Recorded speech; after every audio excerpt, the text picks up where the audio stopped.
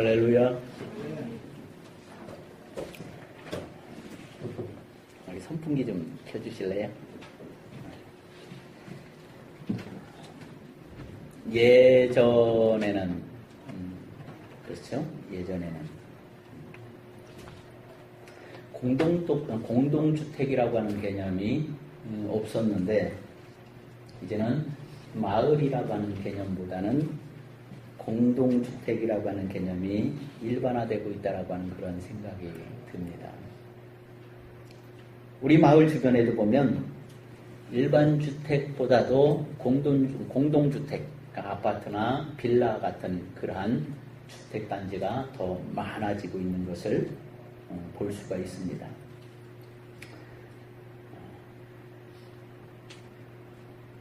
예전에 어머니들은 그 주택의 한켠에 잘 정돈되어졌던 그러한 장독대라고 하는 그러한 것을 가지고 있었습니다.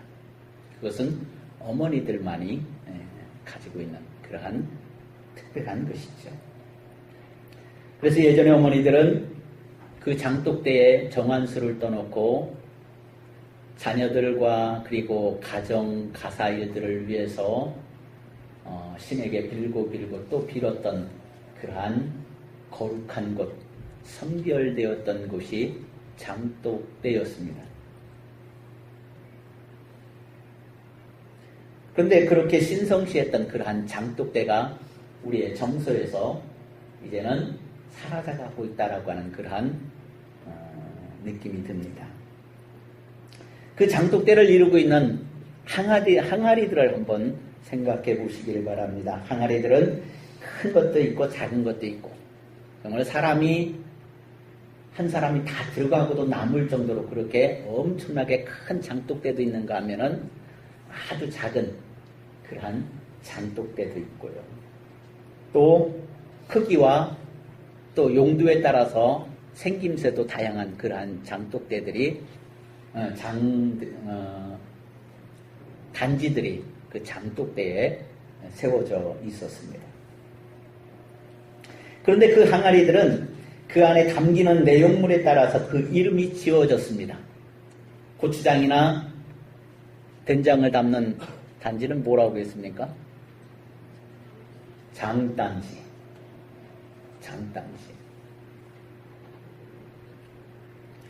김장을 담가두는 단지는 무슨 단지라고 했습니까?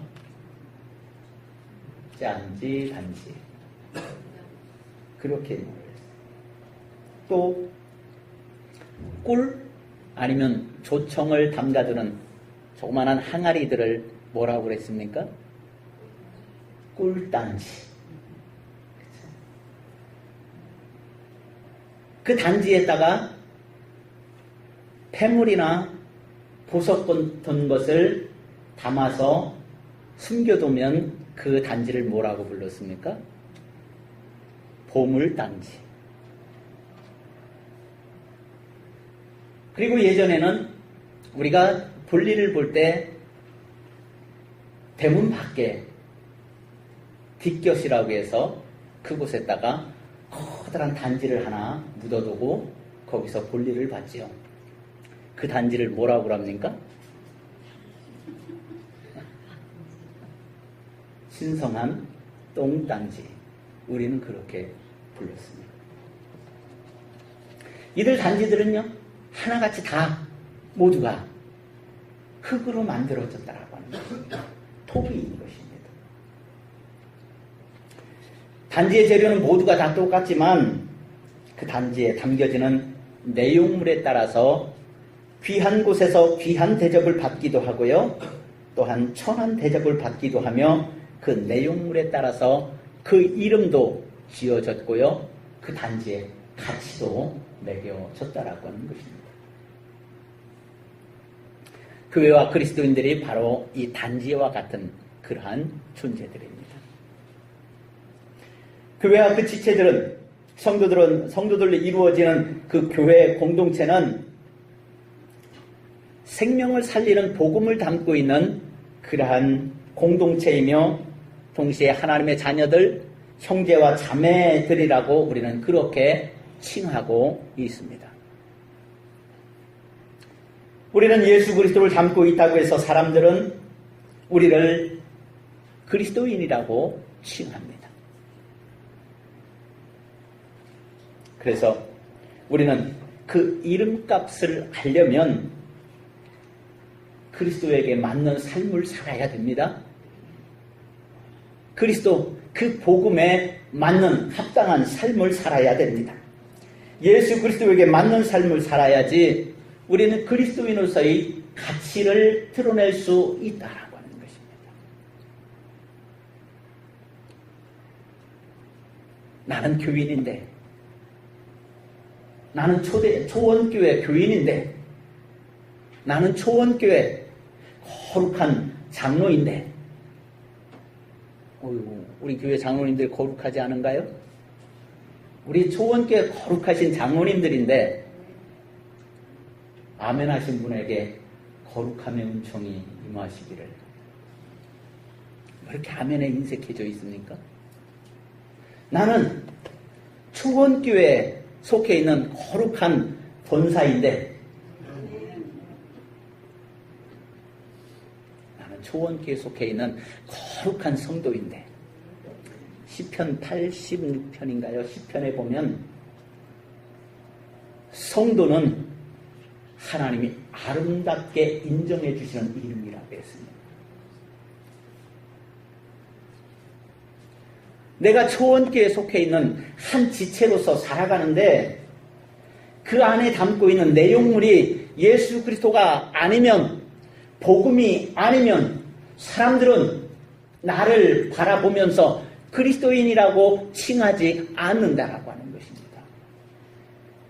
교회는 다니는데, 직분은 가지고 있는데, 살아가는 삶 속에서 내 언어과 심사를 통해서 나타나는 그러한 향기가 예수 그리스도의 향기가 아니라고 한다면, 나의 삶의 모습을 통해서 복음의 빛이 드러나지 않는다라고 한다면 사람들은 우리에게 그렇게 말할 것입니다. 당신 그리스도인 아니야? 라고요.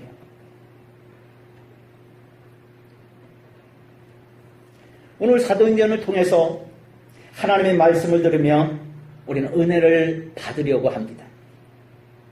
사도행전은 성령을 받은 사도들과 그리고 전도자들이 전도를 하면서 나타나는 행적들, 기적과 표적들, 하나님의 역사들을 기록해 놓은 것을 우리는 사도들의 행전, 그래서 사도행전이라고 그렇게 이름을 붙였습니다. 사도행전이 시작되어지는 가장 커다란 동기는 무엇입니까? 성령의 임재함이었습니다.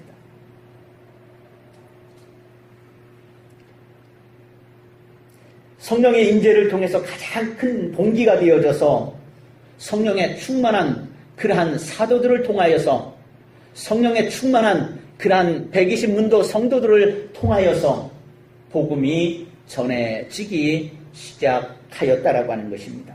사도행전 1장 8절 말씀에 오직 성령이 너희에게 임하시면 너희가 권능을 받고 예루살렘과 온 유대와 사마리아 땅까지 이르러 내 증인이 되리라. 그 증인의 삶, 특별히 유대인 중심에서 이제는 이방인으로 그 선교의 방향이 바뀌어지고 있는 그 시점이 바로 이 사도행전이라고 하는 것입니다.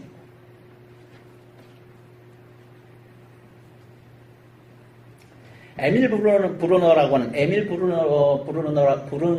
하는 그러한 조직신학자가 있습니다. 조직신학은요, 여러분들이 굳이 알 필요는 없지만 교회의 신학적인 이론들을 정립하는 그러한 신학이 조직신학인데, 이 조직신학을 가르쳤던 이 에밀 브루너라고 하는 사람, 스위스 사람입니다.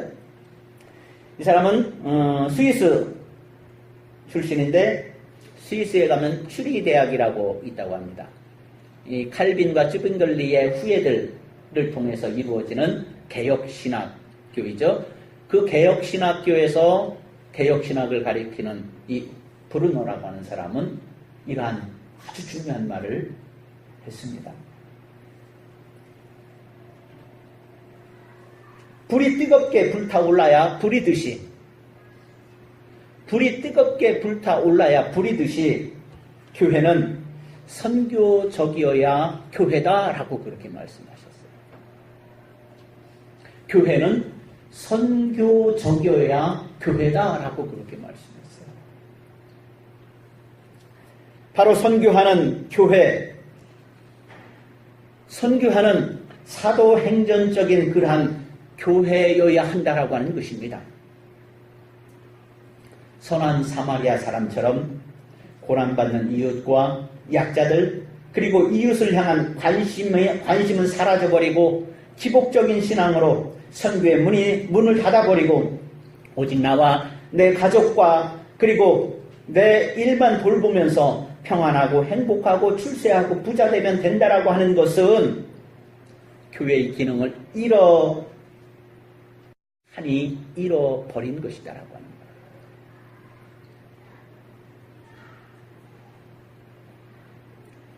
내 주변에 모두가 다 가난한데 나만 부자면 뭐합니까? 행복해지겠습니까?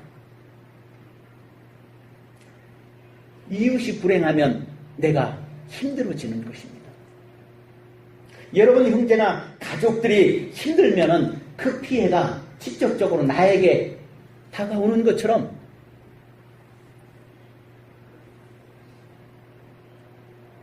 그래서 선교를 통해서 상생의 길을 가는 것이 우리에게 더 유익하다라고 하는 것입니다. 내 형제가 잘 되면 내 가족이 잘 되듯이 내 이웃이 잘 되면 그 영향이 나에게 선한 영향력으로 다가온다라고 하는 것입니다. 마가의 다락방에서 기도하던 성도들이 성령의 임재를 체험합니다. 그 초대교회는 나눔과 섬김의 공동체로 교회가 날로 부흥하게 되어집니다. 사도행전 2장에 보면 초대교회의 모습을 그리고 있습니다. 성령이 충만하여서 내 것을 나의 것이라고 주장하지 아니하고 성도들을 위해서 이웃을 위해서 내놓고 함께 나누며 베풀며 섬기는 그러한 그의 교회 공동체를 통하여서 성도들은 점점점 늘어나게 되어지고 부흥하게 되어지고 사도들을 통해서 또 성령 받은 성도들을 통하여서 기적과 표적은 나타나고요. 날로 교회는 부흥되어지고 성장되어졌고 그렇게 커가고 있는 그러한 교회가 박해가 시작되어지기 시작할 때에 성령께서 사도들과 전도자들을 통해서 이제는 복음의 전도 사역을 유대인에게서 이방인에게로 방향을 돌리고 있는 그러한 시점이 되어집니다. 그런 과정 속에서 등장하는 인물이 있습니다. 사도행전 10장에 보면 고넬료라고 하는 사람이 나옵니다. 고넬료라고 하는 사람은 로마의 군인이었습니다. 이달리아라고 하는 아주 유명한 부대, 그 부대에 속해 있는 백부장이었습니다. 그는 선한 사람이었습니다. 유대인들을 잘 대해 주었습니다. 그리고 많이 나누고 베푸는 사람이었습니다. 또한 하나님을 경외했습니다. 기도에 힘쓰는 사람이었습니다. 어느 날 하나님께서 고넬료에게, 기도하는 고넬료에게 환상 중에 나타나서 천사를 통해서 그에게 지시를 합니다. 너는 사람들을 베드로에게 보내서 베드로를 청하라고요.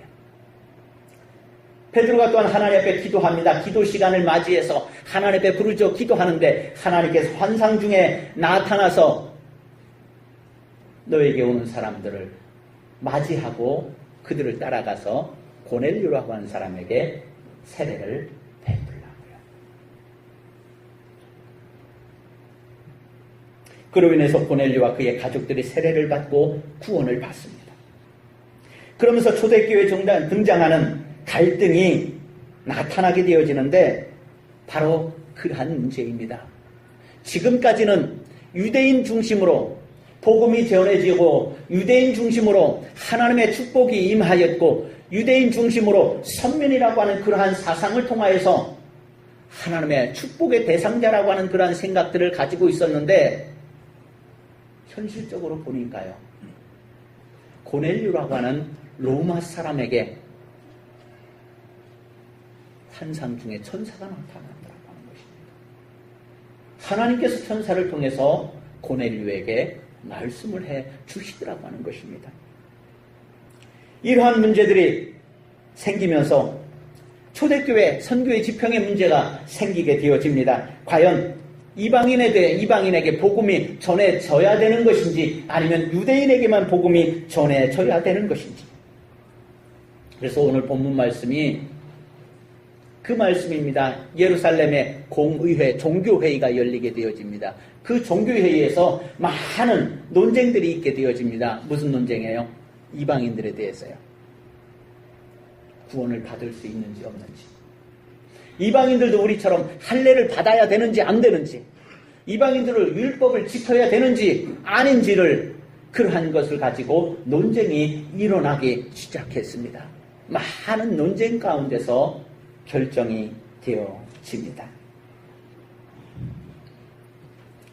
결정이 되어진 그 이야기들, 내용들을 가지고 전도자들을 보내서 바울과 바나바, 유다 그리고 실라를 안디옥 교회는 이방인들로 이루어진 교회입니다. 그 교회에 파송하면서 예루살렘 공의회에서 결정된 사항을 전달해주고 있는 말씀이 바로 오늘 본문의 내용인 것입니다. 그 내용의 핵심은 두 가지입니다. 이방인들도 모세의 할례를 받아야 한다라고 주장하는 그러한 율법 준수를 해야 된다라고 하는 그러한 이야기에 대해서 결론을 그렇게 이야기를 합니다. 사도행전 15장 1절 말씀에 보면은요, 어떠한 사람들이 유대로부터 내려와서 형제들을 가르치되 너희가 모세의 법대로 할례를 받지 아니하면 능히 구원을 받지 못하리라 하니, 이것이 유대인들의 복음을 전하는 방법이었습니다. 그러니까 이방인들 너희들도 할례를 받아야 된다라고 하는 그러한 이야기입니다. 또 바리새인들도 주장합니다. 사도행전 15장 5절 말씀에 보면 바리새파 중에 어떠한 믿는 사람이 일어나 말하되 이방인에게 할례를 행하고 모세의 율법을 지키라 명하는 것이 마땅하다 하니라. 너희도 구원을 받으려면, 성령을 받으려면, 너희들도 교회의 공동체의 일원이 되려면, 지체가 되어지려면 할례를 받아라, 율법을 지켜라 라고 하는 그러한 이야기입니다. 이러한 문제에 대해서 공의의 결정은 그렇습니다. 사도행전 15장 8절에서 9절 말씀에 보면 이렇게 결론을 지었습니다. 또 마음을 아시는 하나님이 우리에게와 같이 그들에게도 성령을 주어 증언하시고, 우리에게와 같이 그들에게도, 이방인들에게도 성령을 허락해 주었다라고 하는 것이죠. 믿음으로 그들의 마음을 깨끗하게 하사 그들이나 우리나 차별하지 아니하였느니라. 무엇으로요? 믿음으로, 하나님의 은혜로. 그리고 11절 말씀에서 그렇게 말씀합니다. 그러나 우리는 그들이 우리와 동일하게 주 예수의 은혜로 구원받은 줄을 믿노라. 주 예수의 은혜로. 거기에 해당되는 사람들이 바로 여러분들, 저와 여러분들입니다. 유대인들의 율법대로라고 한다면, 할례대로라고 한다면 우리는 구원의 대상자가 아닙니다. 그런데 예루살렘 공의회에서는 그렇게 결정했습니다. 그들과 우리가 차별하지 아니하고 하나님의 은혜로 하나님의 구원을 허락하셨다고요.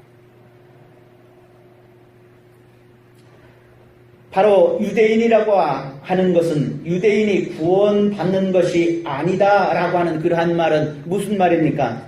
바로 구원은 혈연으로 받는 것이 결코 아니다라고 하는 것입니다. 저는 우리 아이들에게 늘 강조합니다. 졸고 있는 아들에게도 이야기를 합니다. 뭐라고 합니까? 아빠가 목사라고 너도 당연히 구원받는다고 생각하지 말아라. 딸내미에게 이야기를 합니다. 아빠가 목사라고 해서 너도 당연히 구원받은 백성이라고 생각하지 마라. 아버지가 장로라서 나도 구원은 덤으로 얻는 것이고 천국은 아버지 손잡고 따라가면 되는 것이다 라고 생각하지 마시라고 하는 거예요. 그게 아니라고요. 유대인이라 구원받는 것이 아니라 하나님의 은혜로 구원받는 것이라고요. 유대인이라 구원받는 것이 아니라 믿음으로 구원을 받는 것이라고요. 할렐루야. 또한 율법이 구원을 이루는 것도 아니라고 했습니다. 율법이 구원을 이루는 것이 아니라고요. 율법을 지키면 구원을 이루기는 것이 아니라 잘 기억하시기 바랍니다. 율법을 지키는 것은 구원을 이루기 위해서가 아니라 율법은 우리의 몽학 선생일 뿐이다라고 하는 것입니다. 다시 말하면 어린 아이들을 가르치고 인도하는 선생님과 같은 역할을 할 뿐이다라고 하는 것입니다. 율법은 우리가 구원을 받을 수 있도록 가르치고 인도하는 몽학 선생이지 율법을 지키는 말미암아 우리가 구원의 대상자가 되어지는 것은 아니다라고 하는 것입니다. 구원은 무엇으로 받는다? 믿음으로 받는다. 구원은 무엇으로 받는다? 하나님의 은혜로 받는다. 그렇기 때문에 사랑하는 성도 여러분, 저와 여러분들은 믿음으로 구원받은 줄로 믿으시길 바랍니다. 하나님의 은혜가 있기 때문에 나는 믿음이 있음을 확신하는 것이고 그 믿음으로 구원의 대상자임을 믿고 오늘도 주님의 몸된 지체로서 하나님께 예배하며 말씀에 순종하는 그리스도인으로 살아가는 것 아닙니까?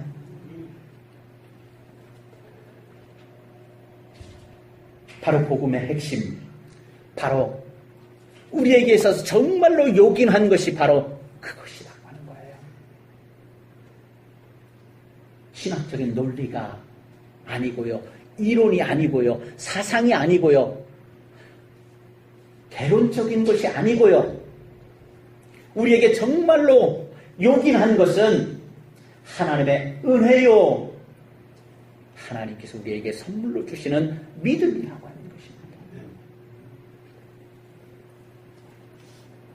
예루살렘 공의에서 결정한 두 번째 요지는 그것입니다. 바로 이 요긴한 복음을 전하는 사역을 위해 택함받은 사람들이 있다라고 하는 것입니다. 우리가 그들을 너희에게 보낼 것이다 라고 그렇게 말씀하고 있습니다.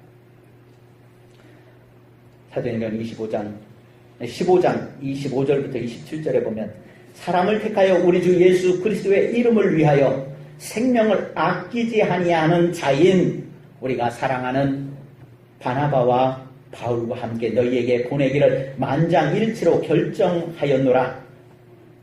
주 예수 그리스도의 이름을 위하여 생명을 아끼지 아니하는 자인 우리가 사랑하는 바나바와 바울을 너희에게로 보내기로 결정하였노라. 그리하여 유다와 실라를 보내니 그들도 이 일을 말로 전하리라. 유대인들에게 전해야 될 그 내용이 뭐라고요? 하나님의 은혜, 믿음으로 구원을 받는다라고 하는 거죠.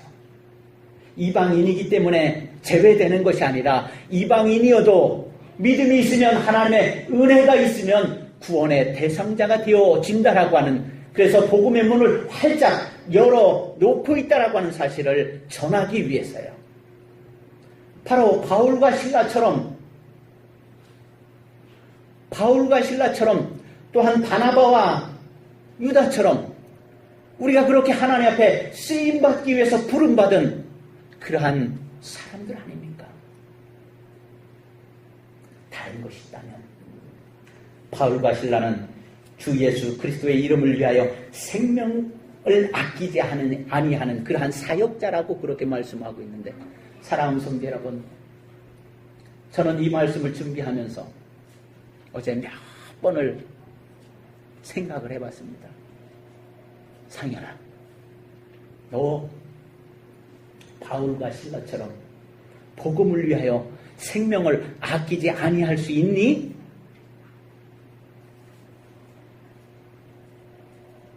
그렇게 되기를 소망하는 교인들이 한 명도 없는가 봐요. 몇 번을 물어봤어요. 복음을 전하기 위하여 바울과 실라처럼 아니면 바나바와 유다처럼 생명을 아끼지 아니할 수 있니? 라고요. 근데 하나님 앞에 창피한 생각이 들었어요. 내가 정말로 그렇게 살아왔는지, 내가 정말로 그렇게 살아왔는지 나는 돌아보고 또 돌아보면서 과연 교인들에게 뭐라고 어떻게 설명을 해야 될까?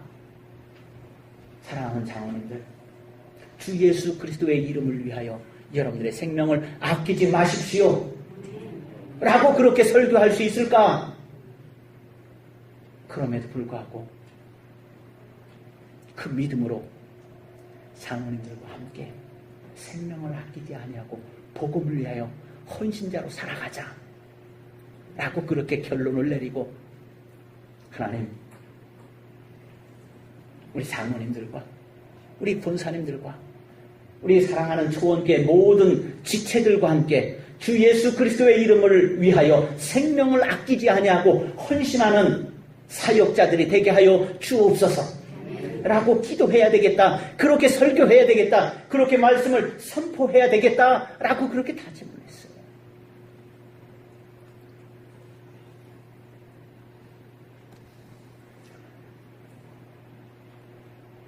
저와 여러분들은 바울과 바나바처럼 실라와 유다처럼 그렇게 하나님 앞에 택함받은 그러한 사역자임을 믿으시길 바랍니다. 고백하시기를 바랍니다. 바로 이들의 헌신과 수고를 통하여서 오늘 우리에게 복음이 전달되어졌던 것이고, 우리가 고넬료처럼 세례를 받았고 예수님을 구세주로 영접하여 구원을 받을 수 있었던 축복을 누리게 되어진 그러한 결과를 맞이하게 되어진 것입니다. 생명을 아끼지 아니하고 복음을 전했던 바울과 실라를 통하였어요. 바나바와 유다를 통하였어요. 자기의 생명을 아끼지 아니하고 복음을 전하기 위해서 하나님 앞에 헌신했던 이 사역자들을 통해서 오늘 우리가 구원의 대상자가 되어진 것입니다. 할렐루야. 세상에는요, 그렇게 복음을 전하는 여러분들을 기다리고 있는 수많은 사람들이 있다라고 하는 것입니다.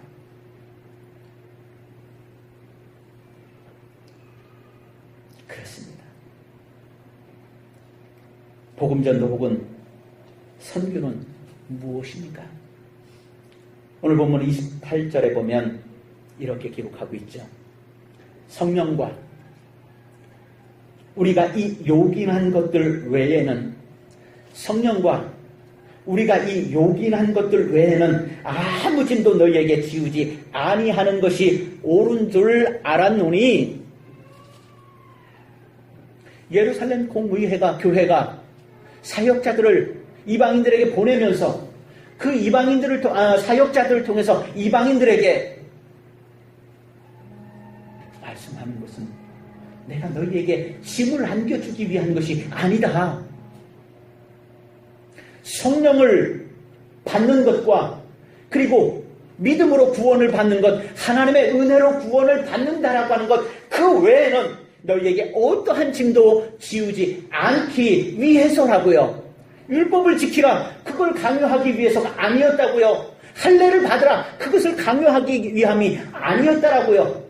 너희는 이방인이니까 유대 문화에 들어와서 유대인들이 지키는 것을 너희들도 똑같이 지키라, 그러한 율법을 그들에게 멍해로 씌우기 위함이 아니었다라고요.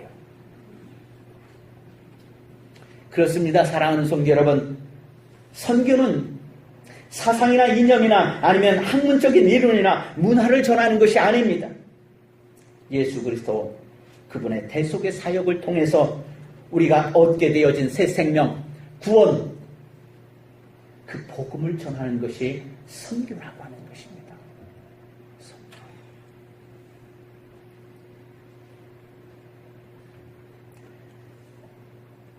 이 복음은요, 짐이 아니라 우리의 신앙에 요긴한 것들이라고요. 요긴한 것, 꼭 필요한 것, 아주 중요한 것, 정말로 유용한 것, 없으면 안 되는 것. 우리의 신앙생활에, 우리의 선교에 꼭 필요한 것이 무엇이라고요? 믿음으로 구원을 받는다라고 하는 것, 하나님의 은혜로 구원을 받는다라고 하는 것. 그 복음이 우리에게 아주 요긴하게 쓰이는 그러한 내용들이라고 하는 것입니다. 성령의 임재는 짐이 아니라 우리의 신앙생활에 아주 요긴한 것입니다. 선교의 사명은 짐이, 인생의 짐이 아니라 내가 잘되고 형제가 잘되고 이웃이 잘되고 이 사회가 잘되고 인류가 번영하는 상생의 기회인 것입니다. 할렐루야. 분명한 것은 짐이 아니라 요긴한 것이라고 하는 사실입니다. 사랑하는 성도 여러분, 내가 신앙생활하면서 신앙생활이 나에게 짐이 되어지고 있다라고 한다면 내 안에 정말로 중요한 것을 담고 있어야 되는데, 요긴한 것을 담고 있어야 되는데 그 요긴한 것을 잃어버리고 정말로 나에게 짐되는 것만 가득히 끌어안고서 이것이 신앙생활이라고 그렇게 착각하고 살아가는 것이라 내 신앙생활이 힘들 것이다라고 하는 것입니다. 그렇게 살아가는 목사도요, 힘듭니다. 목회가 얼마나 어렵고 힘들은지 아세요? 정말로 어려워요. 정말로 힘들어요. 장로님들의 직분이 얼마나 어렵고 힘들은지 아세요? 여러분, 거룩하게 선별된 그리스도인으로 살아가면서 세상 사람들에게 나는 그리스도인입니다 라고 그렇게 외치면서 그리스도의 향기와 빛을 드러내기 위한 삶이 얼마나 어렵고 힘들은지 여러분들은 절실하게 체험을 하면서 살아가잖아요. 그런데 그 인생이, 신앙생활이 왜 힘듭니까? 왜? 하나님 앞에 살아가는, 오늘 주보에 나오는 인생의 길목에서 맨 뒤에 보면 코람데오라고 하는 말이 나옵니다. 라틴어 코람데오. 하나님 앞에서 살아가는 삶, 바로 신앙생활인데, 신앙생활이 왜 힘듭니까? 신앙생활에 정말로 요긴한 것, 정말로 중요한 것이 빠져버렸기 때문에, 그리고 신앙생활을 도와주는 그러한 수단과 도구들이 신앙의 기둥으로 자리하고 있기 때문이더라고요.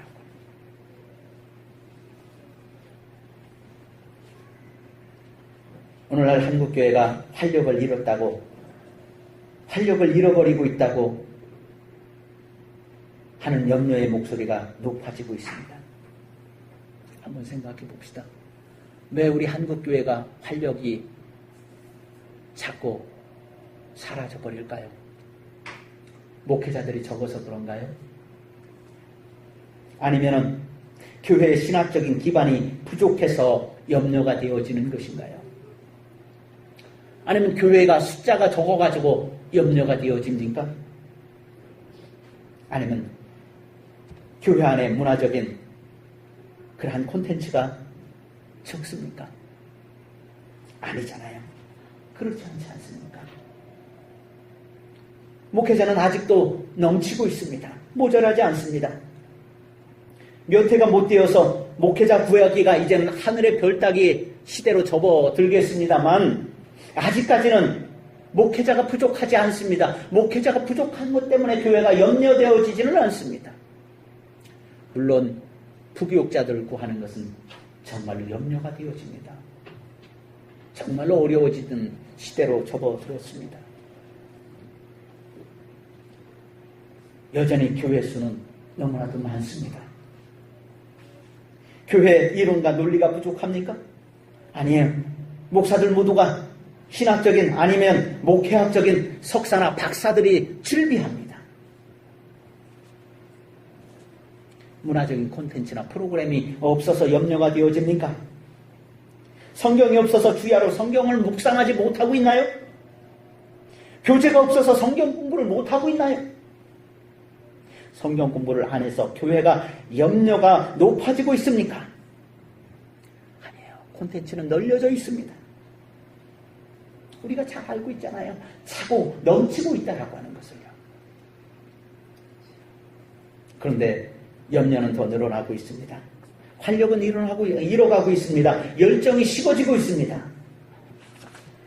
교회 성도들을 위해서 행해지는 봉사와 헌신의 가치가 너무나도 떨어져서 마치 봉사하면 손해보는 느낌이 들지 않습니까? 여러분, 그렇지 않습니까? 나만 한다고 속상해하지는 않습니까? 그것은 우리 교회가 그리고 나의 신앙생활에 가장 필요하고 요긴한 것이 무엇인지를 우리는 놓쳤기 때문에 그러한 현상이 나타난다라고 하는 것입니다. 교회는 교회대로, 사역자는 사역자대로 열정을 잃어가고 있습니다. 바울과 바나바 그리고 유다와 실라 같은 순교자적인 사역자들이 줄었기 때문입니다. 우리는 찬송을 그렇게 부릅니다. 아골골짝 빈들에도 복음 들고 가렵니다. 정말로 그렇게 가실 수 있습니까? 순교적이고 헌신적인 그런 사역자들이 교회에 점점점 줄어가고 있다는 것입니다.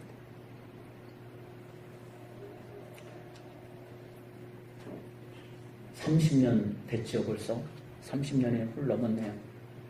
저희들이 목사후보생으로 한신대 서울 수유리 신학대학원에서 기숙사에서 공부를 하고 있을 때 목사후보생들이잖아요. 자기 책상에 이만한 표 하나씩은 붙이고 있었어요. 그 표가 대체적으로 뭔지 아십니까? 무엇일 것 같습니까? 1만 명 교회를 주옵소서. 1만 명 교회를 주옵소서. 그 당시에 목사후보생들에게는요, 100명 교회를 주옵소서. 그러면 사람 취급을 안 했어요. 1000명 교회를 주옵소서. 그러면은 왜 이렇게 사람이 쪼자냐? 그게 꿈이야? 그게 비전이야? 하면서 비난을 했어요. 꿈이 적다고, 형편없다고, 부교육자로 청빙도 안 해갔어요.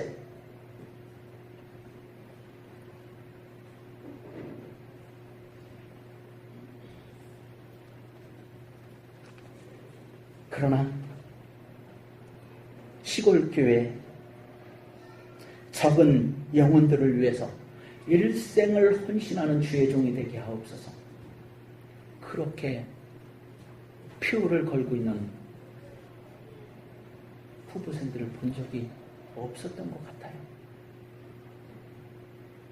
가난하고 병들고 버림받은 그러한 약한 사람들을 위해서 내 일생을 바쳐서 목회하게 하옵소서 라고 하는 그러한 목회 비전을 갖고 있던 사람들을 못 보았던 것 같아요.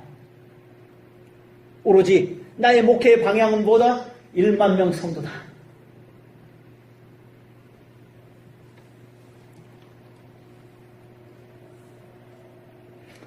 목회자들도 모두가 성공을 위해서 목회 경영의 성공만을 추구했습니다. 우리가 알잖아요.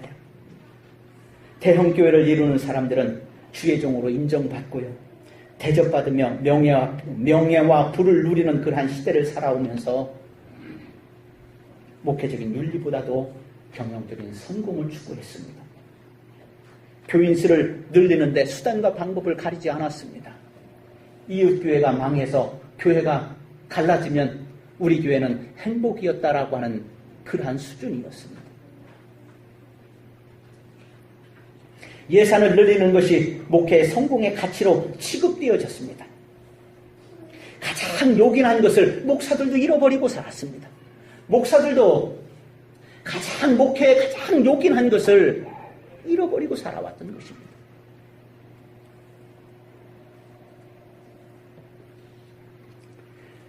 여러분, 이런 말이 있습니다. 이것을 함께 따라해도 괜찮을 것 같은데요. 네, 한번 정신 차리고 한번 따라해 봅시다. 준비됐나요? 네. 준비됐나요? 네. 교회는 부흥했기 때문에 선교하는 것이 아니라 다시 한번, 교회는 부흥했기 때문에 선교하는 것이 아니라 선교함으로 부흥하는 것이다. 할렐루야. 맞습니다. 한국교회가 다시 부흥의 기쁨을 누리려면 다른 방법이 없습니다. 우리의 신앙이 가장 요긴한 가치, 예수 그리스도의 이름으로 생명을 구하는데 절박한 심정을 가지고 주께서 우리에게 주시는 그 사명을 가지고 하나님이 가라고 명령하시는 그곳으로 선교의 열정을 가지고 헌신하는 것입니다. 꺼져가는 신앙의 불꽃, 꺼져가는 선교의 열정. 그러나 순교자적인 헌신과 하나님께 드려지는 인생의 최고의 가치들을 신앙의 요긴한 요소들을 통하여서 회복해야 된다고 하는 것입니다. 사랑하는 성도 여러분, 내 신앙에 있어서 가장 요긴한 것을 구별하시기 바랍니다. 그것을 얻으시길 바랍니다. 그것을 여러분들 심령 가운데 가득히 채우시기를 바랍니다. 그리고 여러분들에게 피어오르는 선교의 불꽃, 선교의 열정을 가지고 하나님께서 여러분에게 맡겨주신 그 사명을 가지고 인생을 살아가시기를 바랍니다. 초대교회의 사도행전적인 신앙의 열정이 우리 초원교회 위에, 그리고 초원교회의 지체인 모든 성도들의 심장에 뜨겁게 타오르는 역사가 나타나기를 바랍니다. 이것이 오늘 예루살렘 공예를 통해서 우리에게 들려주시는 하나님의 말씀입니다. 사랑하는 성도 여러분, 내 신앙에 있어서 가장 요긴한 것을 우리에게 주시고자 하는 하나님의 은혜를 여러분들이 받으시고 깨닫고 가득 채우셔서 열정을 가지고 하나님 앞에 거룩하게 쓰임받는 거룩한 인생, 열정 있는 인생, 선교의 인생을 살아가시는 우리 조원교회 모든 성도 여러분들이 되시기를 주님의 이름으로 축원드립니다. 기도하시겠습니다.